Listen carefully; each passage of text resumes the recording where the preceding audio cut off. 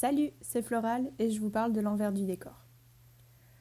En octobre 2017, j'ai participé au fameux Inktober. Donc pour ceux qui ont échappé à ce phénomène, c'est pendant un mois, un dessin par jour fait au traditionnel, soit à l'encre, soit au crayon, crayon de couleur, bref, c'est un peu dérivé du principe initial de l'encre, mais c'est pour redonner goût au dessin traditionnel vs dessin numérique.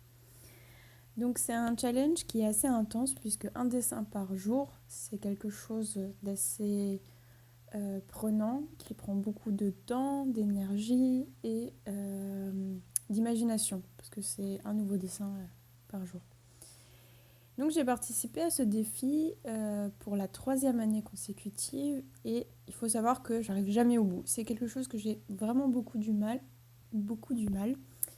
de dessiner une fois par jour quelque chose de dit terminé.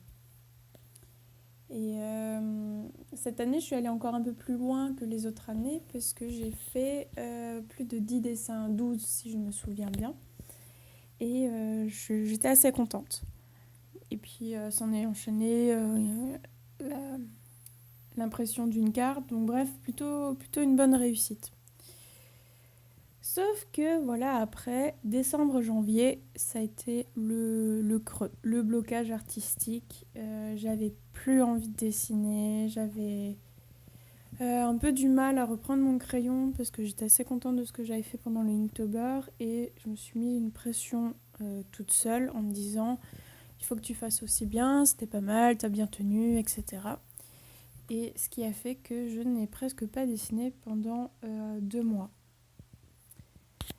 Un petit truc que je fais, c'est que je me tiens un carnet de bord, comme là, où je note les jours où je dessine par mois.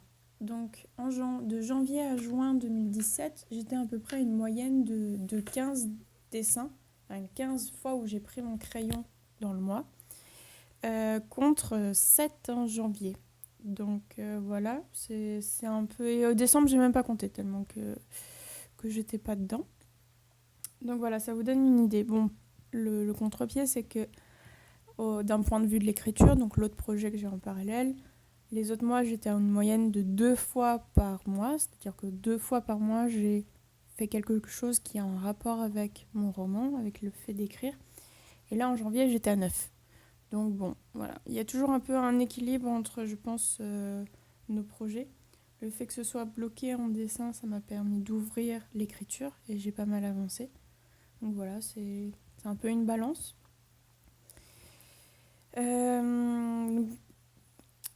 La question qu'on pourrait se poser et qu'on se demande chaque fois qu'on est bloqué, c'est comment est-ce qu'on se débloque. Moi, je pense qu'il ne faut rien faire. Il faut rien faire parce que plus on y pense, plus on va se bloquer. Donc le mieux, c'est de ne pas essayer, de laisser passer le temps, ça va finir par revenir et ça reviendra quand vous en aurez envie. Donc c'est ce que j'ai fait pour décembre, janvier. J'ai arrêté de me mettre la pression. J'ai laissé passer, j'ai avancé mon roman. Et donc j'ai laissé cool. Et finalement en février, donc si vous suivez ma page Facebook, vous avez vu que je me suis lancée sur un défi acrylique. Donc j'ai eu l'envie de reprendre mes peintures, mes pinceaux et de faire juste des dessins sans prétention, sans enjeu. Un peu comme au Inktober en fait où on n'a pas besoin que ce soit bien forcément, c'est pas du fini. Et donc là je suis partie sur ce défi, donc je réalise une acrylique quand j'en ai envie et je la partage.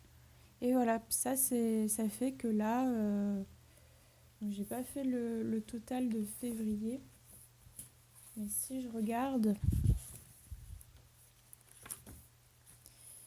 en février, pour le moment, j'ai dessiné de 4-6 fois. 6 fois, on est le 16.